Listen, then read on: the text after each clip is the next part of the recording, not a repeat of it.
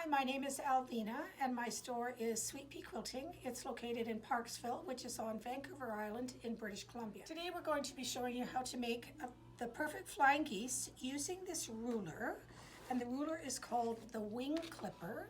Here it is, and when you purchase it, it also comes with an instruction pamphlet that you can keep and store with your ruler, so you'll never have to remember how this ruler works if you don't use it on a consistent basis.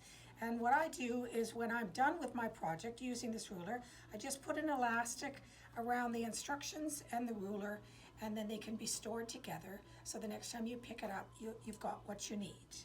So we're going to begin by making the flying geese unit according to the instructions that have been provided in the pamphlet. So the pamphlet gives you instructions on cut size and finish size of your fabrics to make this block. So regardless of whether your flying geese is 2x4 or 3x6, the instructions are included in this little pamphlet. So just keep this pamphlet handy. Our units that we're going to finish, they're going to be finished 2x4, and this is our little sample of the 4 units that we've put together from one piece of fabric. So to begin sewing flying geese units using the method described with this ruler, you begin with your main color and you begin with your background color. So what you're going to do is you're going to put this down and draw a line with using a pencil down the center of your background block. So your background blocks are always the lighter ones. Then what you're going to do is you're going to put one of these in this corner and one of these in this corner. And you will notice that they overlap in the center, and they're supposed to do that. So if you use the instructions provided in the pamphlet, cut your blocks, now you're ready to sew. We've now sewn the first step in our flying geese block. We have sewn 1/4 inch to the left and 1/4 inch to the right of our pencil line. So we are now ready to slice this open and go on to the next step. So we'll put our ruler down, and just on our pencil line, end to end, first our first unit, and this is what it looks like. So now we're ready to finish the flying geese unit by adding the next section.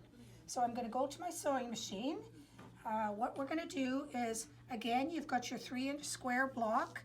You're going to put that on that corner. It's got the drawn line, and you're going to stitch 1/4 inch on the left and 1/4 inch on the right. And you're going to do that with both of these pieces, lining them up like this. Start sewing this 1/4 inch to the left.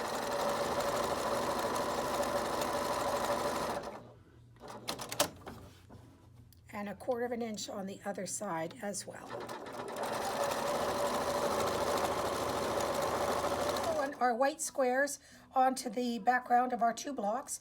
We're going to again slice these down the middle and go to the iron and give them a press, and you will start to see what our block is going to end up looking like. So we've now sewn our last piece on, so we're going to take this to the iron, give it a press, and then we're going to start to use the ruler to make our perfect block for our flying geese. All right, we've got one of our units completely done, and now we're ready to trim it so that it will be your perfect finished 2x4 flying geese unit. The thing about this ruler and the pamphlet that comes with it is it gives instructions for either a left-handed quilter or a right-handed quilter. Myself, I'm left-handed, so I'm going to follow those instructions, and the right-handed is just on the other side.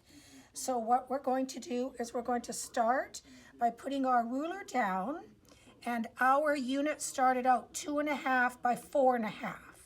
So you'll see when I put this down on you can see the black lines. There's our line for 2.5 and 4.5.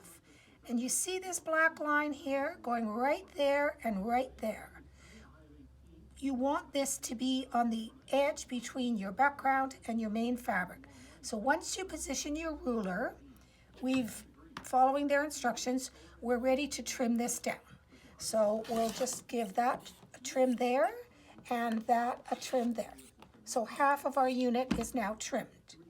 We're going to pick it up. We're just going to turn it. Now we're going to use the X's along the top of that ruler. So again, our unit is 4.5 by 2.5. So we'll put that down on the 2.5, the 4.5. And now you see this X perfectly matches the point of our flying geese unit. So what we're going to do is, using our rotary cutter, cut that side and cut that side. And we've got a perfect 2.5 by 4.5 centered flying geese unit. Got our 4 units trimmed.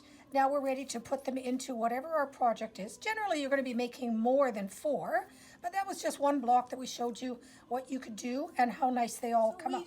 We made a few flying geese units and we put it into a little placemat here, and very simple but effective little placemat. So this would take you, roughly an hour or so to put together using this ruler. I just wanted to mention that one of the reasons I really like the ruler is because flying geese come in many different sizes depending on whatever what project you're working on. And the instructions and the ruler give you flying geese units anywhere from 1 inch by 1.5 to 5.5 by 10.5 inches. So a very versatile ruler that can be used in many different projects, because sometimes you're flying geese in your project, maybe you only need 10. Sometimes you're doing a whole quilt of them. This ruler allows you the flexibility to, regardless of the size of your unit, to come up with perfect, properly measured flying geese units that will work fabulously in any one of your projects.